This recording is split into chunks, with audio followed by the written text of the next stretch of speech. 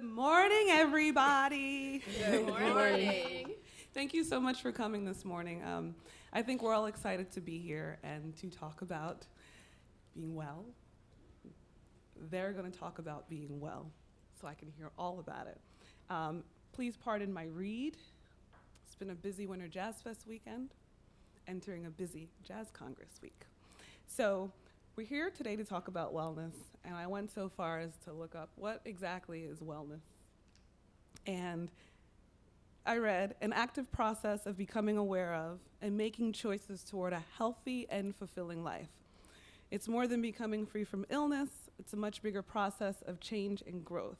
How we feel and what we do affects our actions and emotions. So I'm really excited to be here with this panel today. And I don't want to take up too much time running my mouth, so I'd like to introduce the panelists. Starting on our far right, a native of Miami, Florida, alto saxophonist and multi-woodwind player, Myron Walden is one of the great musical voices of our time. A long-standing member, a founding member of the Brian Blade and the Fellowship, he's released 15 recordings as a leader and has composed music for Ray Barretto, Pamela Luss, and Vincent Herring, among so many others. He's had the privilege to share the stage with greats including Freddie Hubbard, Nat Adderley, Jimmy Cobb, Jon Hendricks, Joe Williams, Wynton Marsalis, Roy Hargrove, Ralph Peterson, Esperanza Spalding, Queen Latifah Common, and then so many more, but you can look that up. He's currently working on a number of diverse projects as a leader. Please join me in welcoming Myron Walden. Thank you. Thank you. Next, we have Latressa Fulton. She is a social engagement consultant and wellness practitioner with a community focus. She creates impactful experiences that educate and empower participants to better care for themselves and their communities. Through partnerships between local businesses and institutions, Fulton helps residents create functional, accessible health practices so they can learn, grow, and thrive where they live. She is the founder of Move and Groove Yoga, which is how we met, a community wellness offering that builds community through events focusing on music, movement, and mindfulness practices. She and her partner, Yogi Courtney Liddell, created the program to bring together elements of art, culture, and wellness to create instructive experiences with health benefits. The initiative hosts yoga sessions accompanied by live jazz musicians at the National Jazz Museum in Harlem every single month. The program's goal is to help urban residents create spaces where they can expand their minds while appreciating and honoring their environments. A New York native, Latressa cares deeply about the mental and physical health of her community and continues to create programs that foster the creativity of those around her. Please welcome Latressa Fulton. Next, we have Shirazette Tinnin, born and raised in North Carolina, drummer. Shirazette's sound resonates with jazz, soul, and many other styles of music.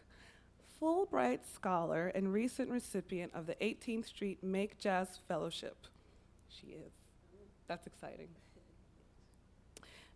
As an in-demand drummer based out of New York City, she's recently performed with Alicia Keys on BET and Black Girls Rock.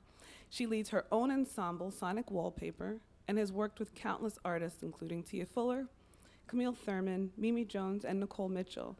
She also collaborates with a number of other artists and is the resident drummer for the Gabriel Allegria Afro-Peruvian Sextet. She strives to keep the motion of jazz music progressive in all of her endeavors. In addition to performing, she's an active clinician, teacher, health coach, author, and has written articles for Modern Drummer and Tom Tom magazines that involve keeping musicians healthy. She has a new album coming out in 2020. Everyone, Shirazette Tinnin. Thank you. And right next to me, we have Dr. Karinn Glover. She's the Director of Adult Behavioral Health at Montefiore and an Assistant Professor of Psychiatry at the Albert Einstein College of Medicine. She focuses on health equity, diversity in medicine, medical student and residency education, community engagement, and increasing access to mental health for marginalized populations. Dr. Glover earned her undergrad degree from Howard University. That's where my parents went. HU. All that Howard pride. Then attended Columbia University, where she obtained a Master of Public Health. She then attended SUNY Downstate College of Medicine, where she obtained her Doctor of Medicine. Dr. Glover joined Montefiore in '09 as an HIV psychiatrist in the Cicero program. Dr. Glover incorporates mindfulness-based techniques in her work with patients recovering from substance abuse, depression, anxiety, and trauma, several of whom have a background in the arts.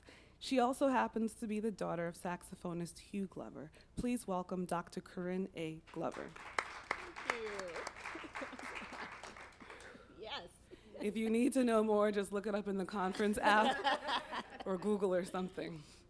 So, this first question is really for any or everyone.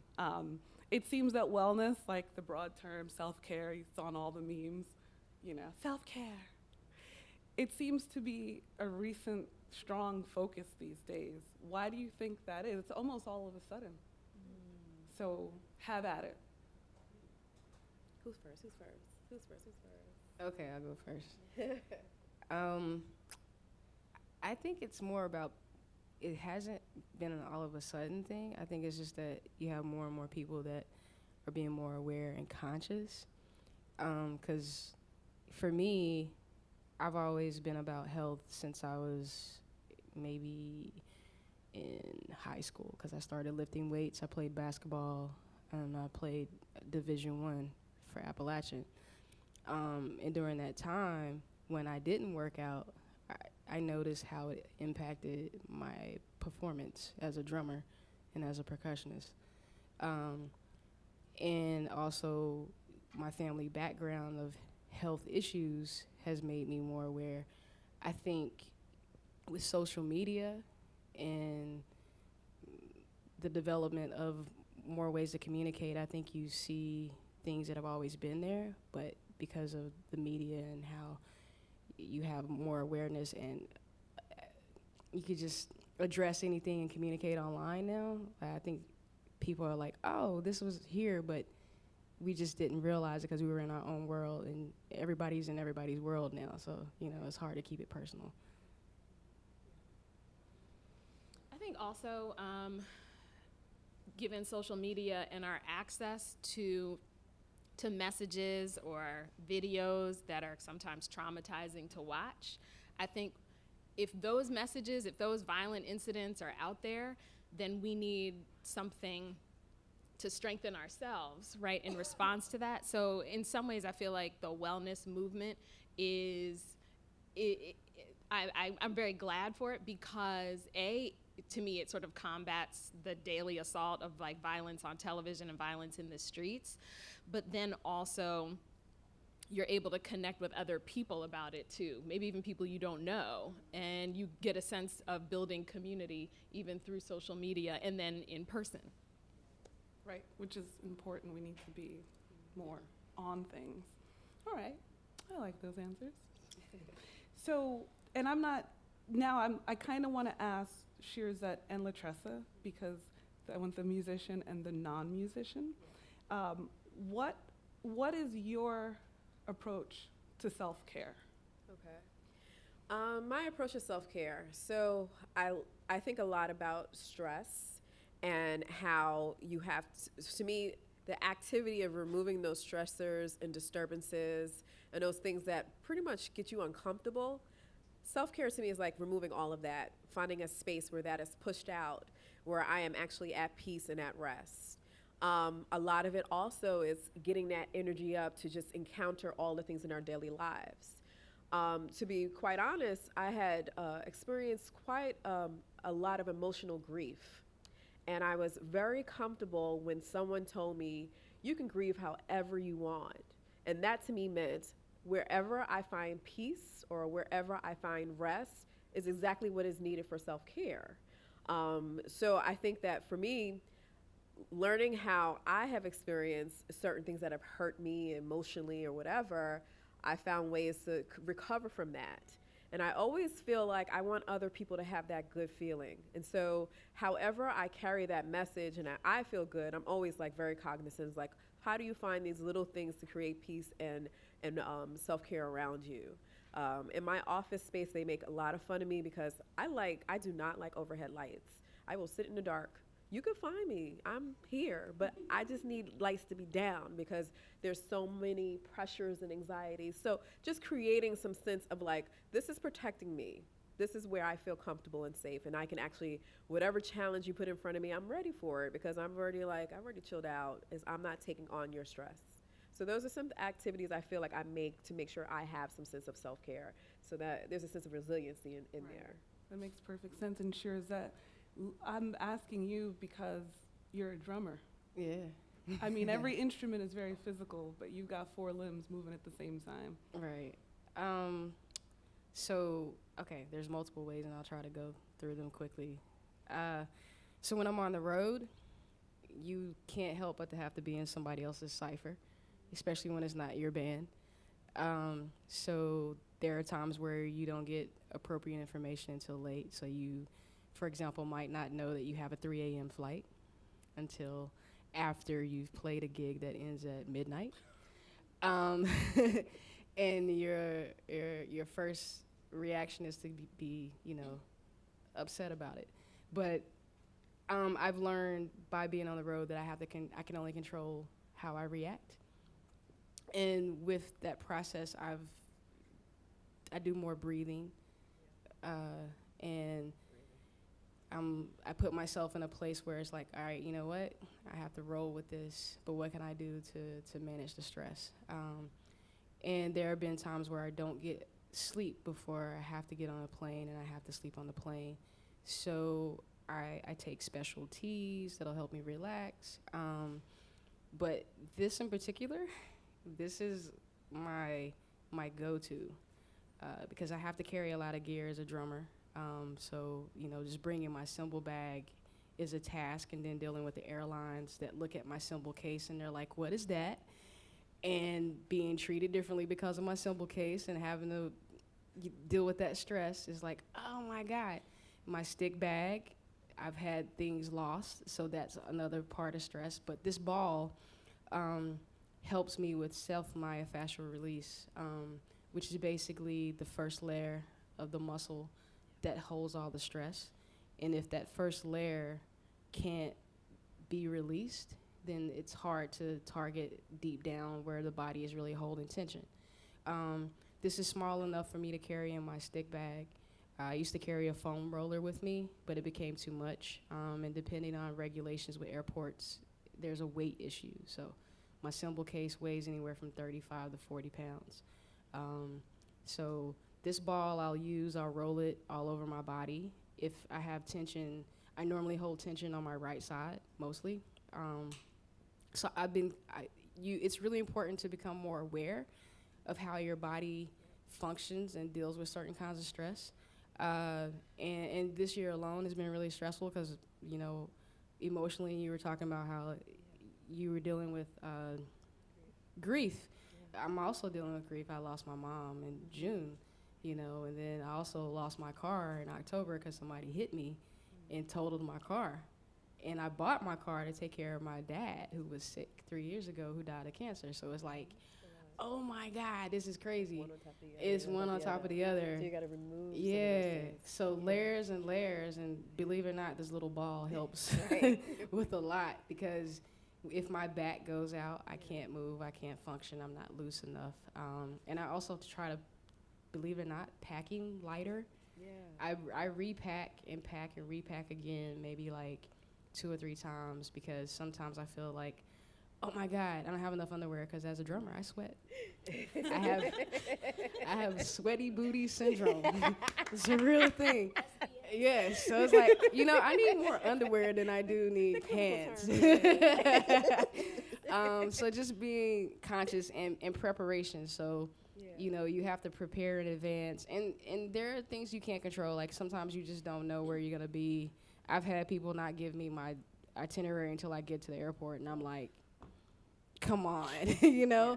But you try to basically also put yourself in better scenarios playing wise, so you don't have to deal with that. So the more professional the people you play with, the easier your life becomes. And I've also learned that my 10 years living in New York, because me being a Southerner was really hard at first, coming up here and having a different expectation, and just just entering into things that my body took in as a drummer. And one more thing that I like to say is that if you function in one plane of motion all the time, it's really important to work out or do things in opposite planes of motion.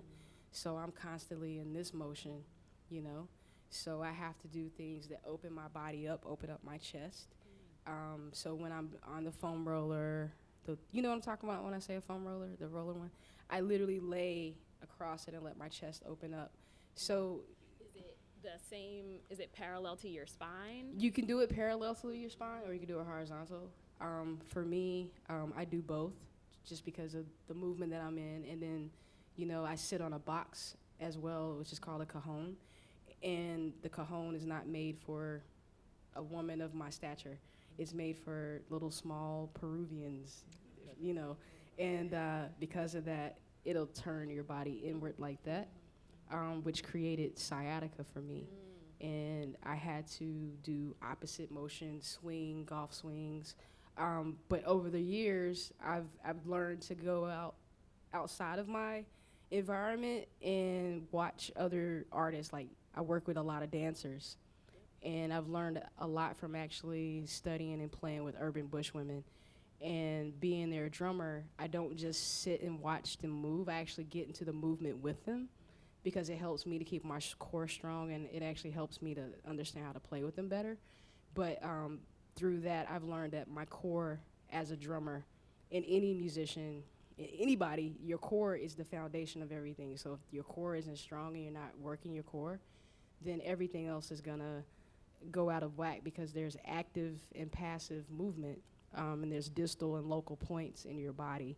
And believe it or not, your shoulder is affected by your hip. So if your hip is out of balance or your gait is out of balance, it can throw something over here far away to your foot and to your ankle off. And I'm not just saying these things. I got certified as a personal trainer, and I got certified as a corrective exercise person as well. And I trained a bunch of musicians. A lot of them work with Beyonce, and through that training, I learned more about my body by studying the muscle movement. So, you know, just anybody can go get certified if you want to learn about muscles. Just go online and study it, and it's really amazing to learn about it. All right. Thank you for saying that, because I was going to say, I didn't learn that in music school, and my back hurts. How'd you know all that? Thank you. You're welcome. You just answered, like, the next 3 questions. Sorry. No, it's great. It's great. Moving right along. Okay. So, Myron, I don't know if any of you follow Myron on Facebook, but you're like so many people's inspiration for like diet. And not just diet, but being on the road is really hard to maintain some kind of a decent diet. I mean, as you go to different countries, you know, you go to Europe and there's bread all over the place. And if you, oh gosh, I went to Africa with some vegans. That was misery. Everywhere we go, was this cooked in a broth with chicken? You know, it was just, it's tough. So how do you maintain some kind of a decent diet situation when you're on the road? Well, that's a great question, and it's a challenge that I have to deal with every time I go out because every situation is different, as you alluded to. So we have to deal with a foundation, and as far as health and well-being, being a musician and being on the road, you know, it's there are many points that you need to deal with. So there's the physical, which we're talking about, the mental and the spiritual. So these things, for me, need to be in line. When I'm on the road, I try to breathe a lot. Being a musician and being a saxophonist, this comes natural to me after 30 years of playing. And moments where there's tension, that anger may mount, just stop and breathe. Before you say anything, before you think any negative thoughts, before you want to react or respond, just take a breath. Oftentimes, when I'm playing on the road, the band members, they eat anything. And so when we go out to dinner after or before the performance, you know, I'm seeing roast pork, I'm seeing, you know, the sliced ham I'm seeing. It's like everything that I don't eat. And my first reaction is, how did this happen? What about me? And so what I've learned is that you should kind of have foundational things. And for me, as far as diet and foundational things, that's like nuts, dried berries, nuts. Things that are like you don't have to prepare. You feel a little peckish, a little hungry, just open your bag, have something. If the meal that's provided is something that you can't eat, no problem. You guys enjoy, have a good time. I'm good with nuts. I'm good with what I have. And it's sometimes it can weigh on you and be a problem as far as like, okay, I really want some chicken. Like I need some chicken, some kind of chicken. So that's pretty much the only meat I eat. I eat fish, but I don't like raw fish, and it needs to be cooked thoroughly. And so they usually don't mess up some chicken. It's hard to like mess that up. So I carry nuts and berries. My weakness is bread, as you pointed out when we're in Paris. It's like the hotels, you know, they might have mints and things like that. Every hotel had a basket of croissants. I'm like, what the? And this was just about the time where I was trying to get my act together. So Vince Ector's out there. He introduced me to a trainer, and we discussed diet. And by diet, I don't mean the conventional diet, you know. But what I mean by diet, it's a lifestyle. It's not like today I'm going to eat this way and the next day that way. And it's a lifestyle. And working out becomes a part of your life. The way you eat is a part of your life. Making time to rest, you know, making time to just take a moment and breathe, to release the tension from your body. So that's kind of how I deal with traveling, you know, these foundational things. I breathe. I try to get as much rest as possible. As Shirazette pointed out, that's not always, you know, things happen. The plane is delayed. You have to rush from the plane to the sound check to do the gig, and by the time it's all over, all the restaurants are closed. Then you have a 4 o'clock lobby call, and it's an hour to get to the hotel from the venue, and then you get to the hotel at 1, and then they don't have a room. So these things happen, and you just breathe. That's what I mean by foundational things. When the stress comes, don't let the first reaction be the reaction, which is, how can you do it? I'm out here. You knew I was here. No, take a breath. You getting angry isn't going to solve anything. It's actually going to make it worse, because then you're going to have this tension build up in your body, and it's just going to, because we live life, it's just going to keep building up and mounting, and then the littlest thing is going to cause you to be a time bomb and just like explode. So just breathe and carry nuts. Bird food. Bird food. Bird food while on the road. Bird food. Breathe and write that down. Breathe and carry nuts. Breathe. It solves everything. Thank you, Myron. I feel like you were talking to me. I like rolled up in here like, the waterman, right? I'm tired, I'm hungry, I need some coffee. And then Myron's like, where should we meet? Okay, No stress. we'll go upstairs. Take a breath. And so I think what's really important, a lot of people that aren't musicians don't understand. They see on Facebook, oh, I'm in Paris today, I'm in Italy tomorrow, going to Russia, I'm going to Japan. It looks all fun. It looks fun. But in real life, you know, you're not sleeping, you're trying to keep your stomach under control. Like, that's real talk that people don't even think about. So all of these things that you're both saying are necessary to be able to actually do your job. You know, it's like once you get to the bandstand, you have to play. So everything is like preparation to this point.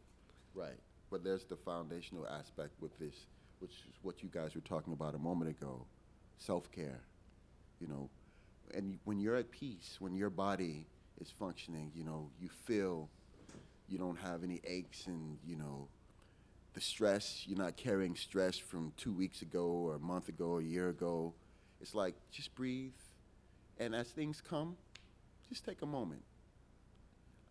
No matter what you said to me, I wouldn't respond. I just know not to respond right away. My wife, that's a problem for my wife, because she's waiting for me to respond, and so I'm taking a breath. And I'm calming myself, because there might be something that I might not be happy about, but I understand this is life and things happen. So it's not about the situation, it's how you respond to the situation. So, yeah, being on the road, not eating, not sleeping, and having to function. Okay, this is the deal. Let's make this work. I'll remember to never take this gig again, but while I'm out here, no problem. Let's make it work. Yeah, it's hard. It's a lot. It's a lot of just trying to get ready. So, Dr. Karinn, where are you from? New York. And Born in where the Bronx, raised in White Plains. where are your parents from? Harlem. Where are your grandparents from? My mom's side of the family is Gullah, Geechee, South Carolina. My father's people, yes, amen. Come on, Gullah. My father's people are Mississippi. And Latressa, where are your folks from? So my parents are from South Carolina, Geechee as well. I'm born and raised in New York, but my southern roots are there. So I have a question for, Yeah. well, I wasn't planning on asking this question, but it literally just came to me. When we start to talk about mental health, which is like your thing for real, I don't know about you guys. I'm from New York too, born and raised. Mom, New York, dad, New Jersey. But my grandparents are from the South as well. Mental health wasn't something that was discussed in the household. It's like, oh, you go to church. Yeah. And take hot baths. Right. Right. it's an Oh, go Epsom sit in the salt. room. Go sit in the room. Go sit in the room. And I think, honestly, before you get to your question, I think a lot of the church part of going to the upper room, sitting in the dark, and being quiet, that's the same thing that's happening in a yoga studio. Like, for real, you know what I mean? There's a sense of just sitting still. You are sitting still. It's dark as whatever, but you are sitting still. And I think a lot about the comparison of how, a lot of church folk don't like the talk of yoga. They don't like the talk of meditation, but I still feel it's very connected to sound, rhythm, and breath, and waiting. There's a lot of that to me that I connect to how I have a spiritual practice. And yes, we couldn't say the word yoga or therapy when we're in church. No. Yeah, it's a huge cultural thing, like therapy. Pray. Exactly. So how do you? I mean, you just said a lot, which I never even thought about that connection. How do you guys maneuver in the world today if you were raised that way? So I think I might be a little bit of an outlier because even though we're Southern and pretty traditional, my father is a Pisces. And I'm not sure if that resonates with anybody here, but okay. So my father, he's a seeker of information. So if what he was given as a kid doesn't work, he will go on a path with his saxophone, and he will find the thing that works for him for however long it works, and then he will find a new thing. So I grew up with a dad who practiced yoga. So I would look at him every morning and be like, how am I related? This is the weirdest dude in creation. What is he doing? What is downward dog, bro? So, and he was just like, one day you'll be 40 something too, and you'll need to stretch your back, right? So I learned by watching him. I saw him meditate when I was a kid, and I was like, I still can't talk to you now? What about now? Because mommy told me to ask you for, right? And he was just like, I'm meditating, don't, right? And then I'm gonna go practice, so leave me alone some more. So I grew up with that and realizing like that was an alternative way to be Black. And I thank my father for that, for sure. And that has informed who I am as a physician, for sure. Well, I think that's, I'm from Miami, Florida, and my family's from South Carolina. And I remember going to church, I guess 8, 9, and with my grandmother and with my aunt. And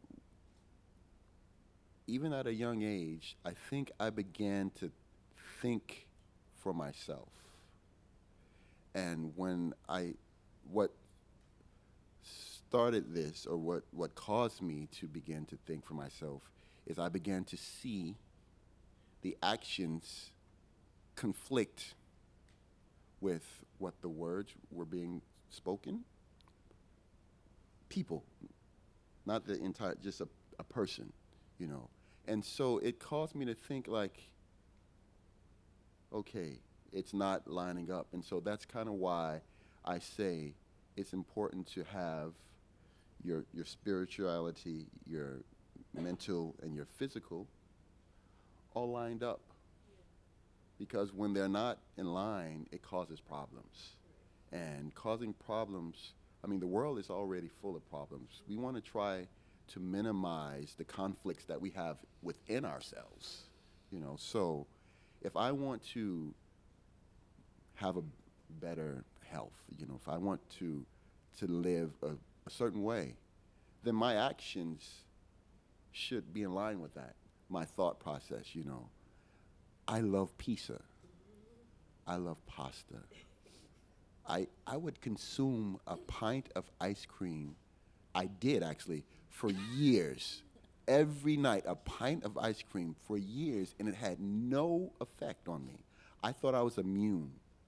I had no idea what was waiting. I got married. I was still eating a pint of ice cream every night.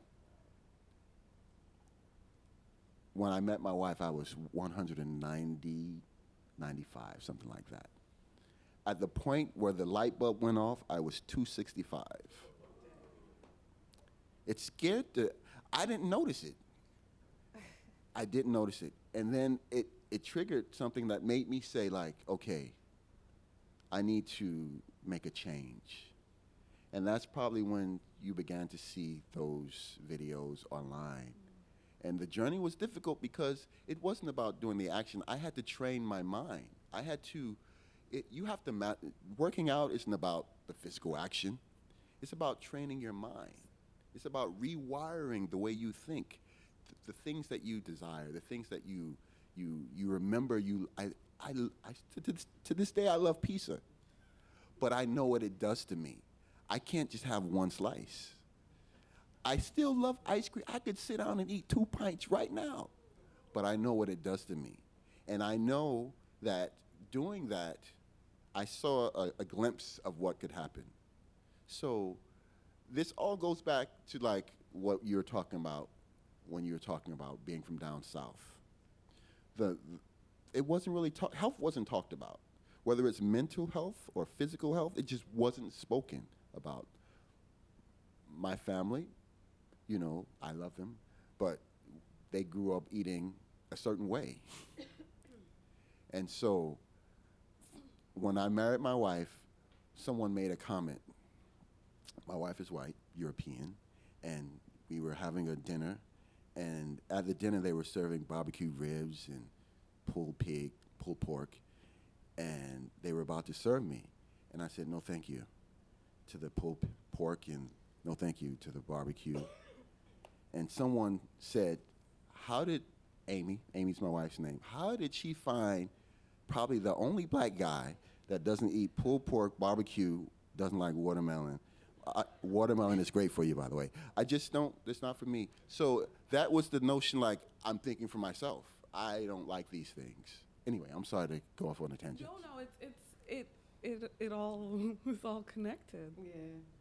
I was going to say, you know, born and raised in the South. I grew up when we would have family reunions and my grandfather would go out and slaughter a pig and I would help sage the pig. I've seen my grandmother grab a chicken, wring his neck, defeather it. I used to help with that. My mother grew up on a farm with her siblings. You know, my uncle still farms. He's the top shrimp farmer in North Carolina. But these processes of switching your mindset is so ingrained in your DNA that it takes generations to change that. Because, I mean, unfortunately, my mother would still be here, but she had chronic kidney failure, heart disease. I have a 50-year-old brother who's going through the same thing that my mom is going through. My mother was also diabetic. My grandmother was diabetic. I have a cousin who just had open heart surgery, and she's 48. I'm 41. I turned 41 today. And thank you. And you know, it's disheartening sometimes, because when I would bring my family up, like my dad was a smoker since he was 14, and my dad started drinking alcohol probably a little later than that, but ever since I was born, I've seen my father drink gin at the table every day, you know. So those mindsets come from something that's deeper than anything we could ever understand, because my parents were still from a generation that had to walk off of the sidewalk during segregation. You know, they're from a generation that's close to a generation that couldn't say how they felt, because saying how they felt meant that they weren't strong enough, you know. And then I'm the baby of 3 older boys. I'm the only girl, you know, and here I come, and I'm able to express my feelings, and my siblings looking at me like, who are you, and why are you crying so much, and blah, blah, blah, you know. But those generations that had to be so suppressed, now that, you know, we're here and we're able to express ourselves, you know, I was a huge impact for my intermediate family, you know. So like they would look at me and be like, yo, what's the answer to this? What's the answer to that? And I'm like, I don't have all the answers. I just go open up the book. I don't know. Why can't you, you know? But I'm saying that to say that I remember bringing my parents up and cooking them salmon and putting it in the oven, you know, and they were like, this isn't the salmon patty, you know. They wanted it fried in the cast iron, and Or fry it in pork. or right, you know. Right. I come from collard greens, that's Ham hock. the ham hock, and I switched it to turkey, you know.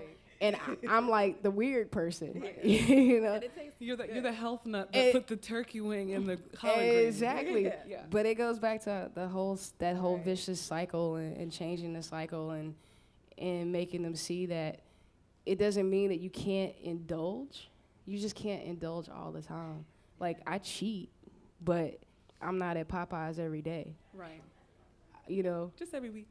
No, but you're right. You said it takes generations. Yeah. I mean, we're all here in New York, and I noticed, you know, my grandmother was a part of the Great Migration, and even when I stopped eating pork and beef, my father was like, we're not doing a new diet for you. And then my grandmother quietly started to put turkey wings in the greens. She didn't say anything. She just did it, you know? So she didn't come up north grabbing the chickens like she did when she grew up in the South. Exactly. But she also never talked about mental health, you know?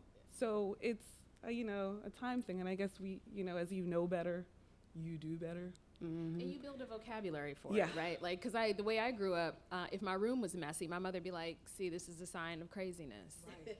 And so there was crazy, and then there was not crazy. And there was nothing in between. Nothing Like, in either between. you needed to be hospitalized against your will because your room was messy, or you were fine, right? So as I got older, I had started to have conversations with my family around mental health, like just gradually, you know, I just put a little mental health sprinkle on the conversation. And they were like, well, you're just sensitive. Right? Yeah, everyone just gets called sensitive. Right, you get called sensitive until they come to you, like, with your sensitive ass, let me talk to you for a second. I want to find out what you would say, right? So, how can you handle this issue? Exactly. Now all of a Yeah. sudden, So it's a really gradual process, and I think a reflection of a cultural shift. Yeah, I mean, you're right, sensitive. Oh, you're sensitive. You're too sensitive. I mean, I'm guilty of telling people, you're too sensitive. You're Pisces. So now I have a question that maybe is for the musicians, but you can offer your thoughts on it. In the music industry, and this is just not jazz, but in any genre, it's not easy. It's not easy being a musician, period. It's not easy being a musician and living in New York. It's not easy, maybe in an industry that's always telling you no, or you're trying to book gigs and you're being constantly rejected, and then you see someone else that maybe you're 10 times better than. How do you keep your eyes on the prize when things are not going your way on a regular. And you're like 50. Not saying 50 is old, but you're like 18 and the world is yours. And then you're out of college and the world is yours. I'm gonna get this gig, I'm gonna get that gig. Then you're 30, and you're 35, Well, bills. I think possibly it's important that you define what your aspirations are. What are your goals? What are you trying to accomplish? If you're just trying to survive, and that's one way to be, and obviously we all have to survive, but sometimes when you think about what it is that you're trying to do, it speaks to you. Like, I want to create something that touches people, that people live their lives to, family gatherings, trips, special moments with their special person. I want to be there. And so you have to kind of accept in part what comes with that path, because I was on the road with someone and I mentioned that as I'm getting older, I'm embracing all the music that I've loved throughout my life. I love music that, some people might call R&B. I love rock and roll music, which is, being a black, anyway. I love rock and roll music. I love, things, classical music. So at this point in my life, I've made a choice that these are the things that I want to spend my time doing, and I'm going to have to accept the challenges that come along with that. It's challenging being not being accepted in a certain way, or people saying, hey, I love your music, I want you to do this festival, or you're sending emails because someone said, man, I heard you play with such and such, send me an email, I'd love to get your band in. You send them an email, no response. You send another, no response. You find a number for them, you give them a call, you speak to their assistant, no response. And so it's like, okay, I don't want to play that game. And so I made the choice, to not play that game, but I admit your life circumstance has to kind of allow you and afford you that luxury. What if you don't have a trust fund, or what if you don't have a rich husband, wife, parents, or what if you don't have a 9 to 5? What if you got student loans? Like, what if your situation is real regular? That's real complicated. So I don't think I have the answer for that, but I will say that whatever choice you make, there are consequences. So if you're trying to deal with those student loans, then it might not be a road that you could take to say, I'm going to only do my artistic thing. It's unfortunate. Some people say, well, I'm only going to do my artistic thing and I'll get a day job. I tried that when I was out of college because of student loans and things, and I had to get a day job. By the time I was done and got home, I'm exhausted. I worked at Tower Records that was 60-something street, and I was exhausted you deal with 100 people with different personalities, and some people don't know how to communicate what they want, and you have to find a way because you work at an establishment and represent them. It's exhausting. By the time I got home, I didn't want to practice. I wanted to sleep or have a pint of ice cream. That's pretty much what happened. So, but at a certain point I realized, okay, this is not the way I want to live.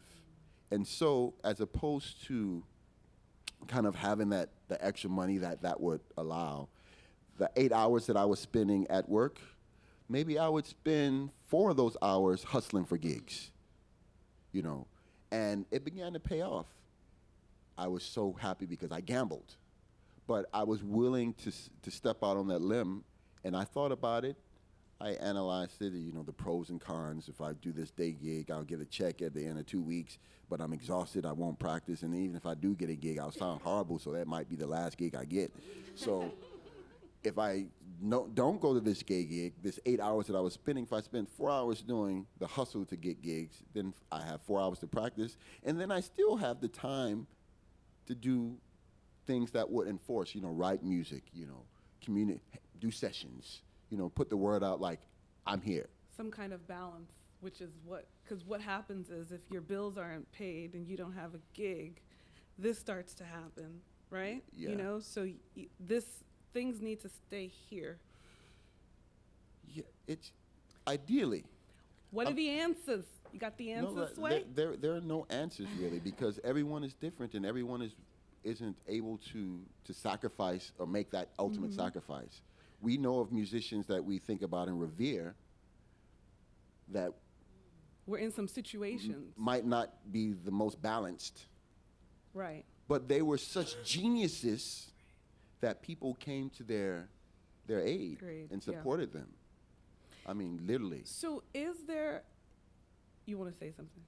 I saw your I eyes. was just gonna say, to each his own. Yes. Like, I can't be worried. My mom always said this. You can't be worried about where somebody else is, because if you start doing that, then you're already like, Going crazy. yeah, you're stressing yourself out, because what God has for you, God has for you. Right. And everybody has something that's due to them in due time. But if you allow where you're not at to get in the way of where you want to be, then you're never going to get there. So, doctors, experts, is there a space, place, access to, and I'm not saying like, oh, maybe every musician needs therapy or every musician needs yoga, but is there a way or a space? Are there spaces for artists to cheaply, realistically, have access to help manage the circumstances? Yes. That's what I want to say. You gave birth to a question. I sure just did. now. Did I start reading my iPad after the first question? So I'll start. Yeah? Yeah. So I think there's multiple ways. The first way that comes to mind, just from since I'm a psychiatrist, I'll talk about accessing therapy and accessing medication if you need it. And, not everybody can go to a psychiatrist who charges $600 an hour, right? So there's a thing called collaborative care, where you go to your primary care doctor, and that person, somebody in their office, a medical assistant, should hand you a piece of paper that asks you about depression symptoms and anxiety symptoms. And when the answers raise a little flag that you may be going through some things, they should be able to refer you to a therapist that is in-house. So at Montefiore, we have social workers who are trained to provide psychotherapy, right? Not everybody has to be a psychiatrist or a psychologist to do psychotherapy. Lots of people are social workers, licensed mental health counselors who provide psychotherapy, and it's covered by insurance or it's low cost. They'll get a sliding scale. There's people who pay $5 per session. There's people who say, I have $1 today. I may not next time. And we do the work. And if we find that you're not getting better, you'll get referred to the psychiatrist. Again, we try to make sure it's not at a cost to you. There's always the public hospitals, Health and Hospitals Corporation, which is part of the city of New York, because there is a mandate in our country, even though you would think we don't provide everything, but we do provide the services that people need for free, and rehab as well, yeah. So there's that. And then there's Open Path Collective, which provides psychotherapy for low rates as well. And you can go to their website, openpath.org, I think they're called. So there's options, literally, for psychotherapy. And then there's apps like Talkspace, and Ayana is another app that really tries to make sure they're coming through for marginalized people, people of color, folks on the LGBTQ spectrum as well. And then there's all those other things that we talked about. Things in the community. So Latressa and I have this bond from there's a dance teacher named Nafisa in Harlem, and I was going through a very difficult time. One of my best friends had been killed in an accident, and I was dropping out of med school. I was just overwhelmed with grief. And I would go to Nafisa's class twice a week. I would go to Esther's class the other 2 days of the week. They had drummers. The drumming saved my life. And that class was donation only, right? So because I didn't have much of an income, I was a medical student in the process of dropping out, so my funds were severely limited. And that's how I cobbled together my wellness plan. I also found a good therapist. I'm wondering if, I guess I didn't think about this ahead of time, if the resources, if we could write them down somewhere just in case anybody wants to, wants access to them. Speaking of access, does anyone have any questions at this moment? Yes? I'm a drummer, so like, how do you balance, I guess, that physical and mental fatigue from like consistently practicing? I can't hear you. My ears are so stopped up. My fault. You hear me now? Yeah. Like, all right. So how do you balance like the mental and physical fatigue from like constantly practicing while you're on the road preparing for gigs? Like, I guess like, what is your approach to balancing that time? I guess how do you schedule that out? So, Did you hear it? yeah. Okay, his question was, how do you, as a drummer, how do you balance the mental and physical fatigue from night to night? Playing gigs and also being able to practice without like overextending yourself. Playing gigs and practicing without overextending yourself. So, if my body is tired, I'll do something called mental practice, where I'll actually just go over the music. And I got whipped with a drumstick very early on from my teachers to memorize. So after maybe like playing the music once or twice, I have it memorized, which helps me with stress because I don't want to be reading music if I don't have to. Part of my warm-up isn't, I don't practice for part of my warm-up. Part of my warm-up is getting my blood flow going.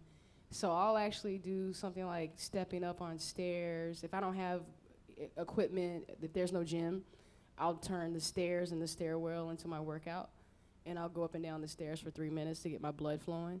If I don't have time to do that before I get on stage, I'll do it behind stage to get my body flowing for at least 5 to 10 minutes.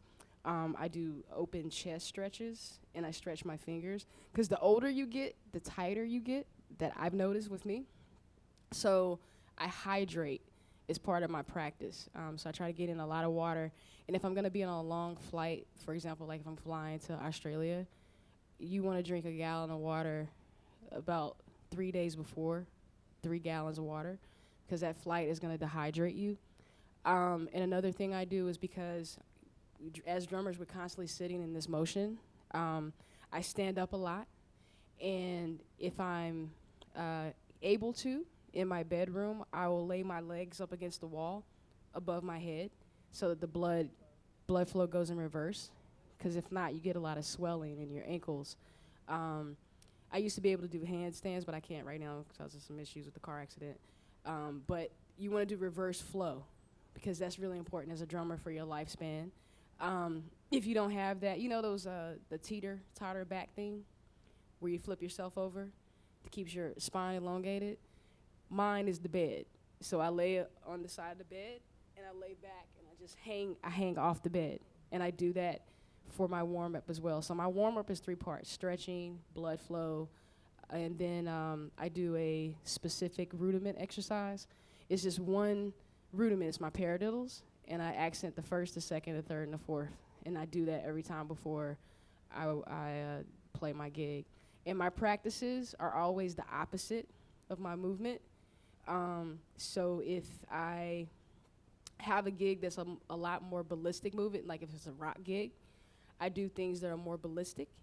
If it's a jazz gig, I work on finesse and warming up my fingers because that's smaller group muscles. So you got to think about large group and small group muscles within your consciousness of what gig you're playing. So if you're playing a gig that's going to be about power, then you want to make sure you're activating those power group muscles. And as a drummer, one more thing, usually the glutes become inactive because you're sitting. So when you're not sitting at the drums, you want to lie on your side and do a lot of abductor, adductor workouts. You can do it with or without a machine, and it'll keep the gluteus medius and maximus activated because those become inactive. And believe it or not, most of your work will be from the hip flexors, and you'll start to get tight in your hip flexors. Okay? That was a whole. That class. was a Like, lot. that was a whole training. You gotta pay a lot of money to get that. Right? That's excellent. The butt. Does anyone else have any questions? Oh, we got there are questions. Miss Russell? I'm still back with the food issue because the road and food is a real mental game all the time. All you the know? time. So after a gig, Yes. this is for the musicians. Mm-hmm. We're hungry, Yeah. and as a vocalist, I can't eat a lot before a gig. I just can't. That just doesn't work. So I know nuts. I have nut allergies and some fruit allergies. So Right. that doesn't really work for me. Right. So after a gig, what do you eat, or what do you like to eat, or when everything is closed on the road? Mm-hmm. Well, personally, a lot of people that might know me will know that this is something that I've been working on, intermittent fasting. So if the gig ends late, I would generally tough it out because I know that when I eat late, I'm generally going to go to bed. And it's like I'm not burning that energy off. Food is energy. And if you're not burning it off, and if you're doing it consistently, it's going to begin to be an issue. And so I wouldn't eat past a certain hour. But if the gig was early, I would eat. So the question is, when there's every place is closed and you're on the road, what do you do? It's twofold, kind of. Well- if it is early and you can eat, Yes. then what would you choose to eat? And if everything is closed, Okay. and you just have to mentally drink 5 glasses of water and go to bed or whatever. Ideally, everybody who's into working out and training will know this. I put in the rider, I like a salad and chicken breast. That's in the rider. That's my staple. If it's there, I'm happy. If they have more things that I can eat, I'm ecstatic. But if they have that, a salad and some protein, if they don't, I was somewhere where they didn't have chicken. I was like, how is this even possible? So they had another source of protein. It was a rooster. Anyway, so yeah. So ideally, what's an ideal meal is roughage, greens, salads, vegetables, and a protein. And your protein source can be, salmon, a fish, poultry, red meat. I don't eat a few of those things. So I kind of just keep it safe. Now, if it's every place is closed, you kind of have to prepare for that in advance and know that that's going to happen. When you go on the road, that's a given. Things happen. Flights come in late. Gigs will go late, and you're in foreign countries. They close early. It's not like New York City where places are open 24/7. So again, I keep in my bag. Nuts are my go-to, but your go-to might be granola. It might be, I don't know, what I don't really know because that's all I eat. I mean, if I ate other things, I would have an idea about it. But for me, nuts and berries, And I kind of shy away from eating a lot of fruit. I love fruit, and the sugar in it is great. It's natural, but it's also a Carb. yes. You don't know how much it is. Like if I had an orange, I might have 2 oranges because it's so good. That's a lot, and I might have instead of a little handful of grapes. You know how you go to the store and they have the whole bag? I would eat the whole bag. So it's about being in control and kind of having rations and portion sizes. I wish that if we could talk and we could figure out what you can eat and what might keep. My trainer suggested taking cans of tuna, and they have bags of tuna. I had no idea. Right. So something like that could be your protein source, and it'll keep because. I would imagine a can of tuna will keep, but a bag of tuna, I don't know. Yeah, it's sealed. It's the same thing? Yeah, like it's the the- same thing. Okay, so there you go. A bag of tuna. It's once you open it, look out. but you have your protein source, and you'll be able to sustain yourself. And I think it's not.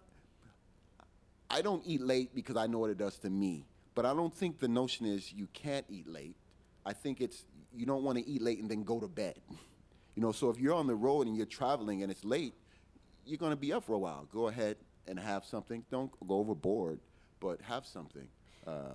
And so for me, I intermittent fast, as I mentioned earlier. So that means I don't eat between, I had a banana. But usually I eat about 1 or 2 o'clock, and I'm done by 10. And if I'm really on my game, I narrow it down to like 6 hours, so that way my body has a chance to digest the food. And actually it's supposed to be a heightening process. It's like it makes your body alive. Like doing research, someone mentioned how at one time they didn't eat like we do every 3 hours or 2 meals a day or whatever. You ate when you found a hunt. You made a hunt. And so if you didn't eat for 3 or 4 days and you got to go kill, I don't know, a lion or a leopard or whatever it is, some animal that you actually have to fight, we think like if you don't eat, you're going to be, maybe in the beginning, I don't know. But could you imagine having to fight for your food, and your food it wants to eat you. And so you have to find the energy. How could you do that if this myth that we believe when you don't eat, you have no energy? That's not true. It's like it actually heightens your awareness, and you're more alive, like, because you're like, I'm hungry, I gotta kill something. But we have to get past that first hurdle, because a lot of people, when I mention intermittent fasting, they're like, well, if I miss breakfast, I'm foggy. Okay, maybe your intermittent fasting won't start until after you eat breakfast, and then it starts later. But to get in the habit of doing that would kind of give you a sense, a certain kind of reaction, like aliveness, immediate, like, response. You think clearer, you just feel better. You don't get bloated. This is Mr. Ralph Peterson up front. He's one of my, go ahead. Thank you, everyone, for the information shared. I think what you say about intermittent fasting, the fact that everybody needs to remember that, like Shirazette said, what works for these guys specifically may not work for me. Right. For example, if you're on a oral chemotherapy medication, Oof. I've been a cancer mother for 4 years. Your intermittent fasting, you have to adjust because you have to take the food. Right. With your Take the medication. right. And so, the other thing that I just wanted to mention that because we get inspired and we get enthusiastic and we follow something that we see working for somebody Right. that inspires us, and we end up doing more harm to ourselves than good for ourselves. So, I think that's another important thing to say in the Yes. context. It's very true. Like Yes. exactly what you say. A lot of times on the Instagram, on the social media, a lot of people may be vegetarian. And straight up, a lot of us have iron deficiencies. Yeah. So, and those iron deficiencies lead to more chronic stuff. And, there's a sense of you should really get a professional to help you with a diet, but more so like a meal plan / nutrition that is substance for you. And if you're on medications, that's not real smart to be trying to starve yourself. The medicine ain't gonna work because you're making yourself sicker, right? So it sounds wonderful, right? But you really do need a little bit of help with a professional, and you can't be everybody.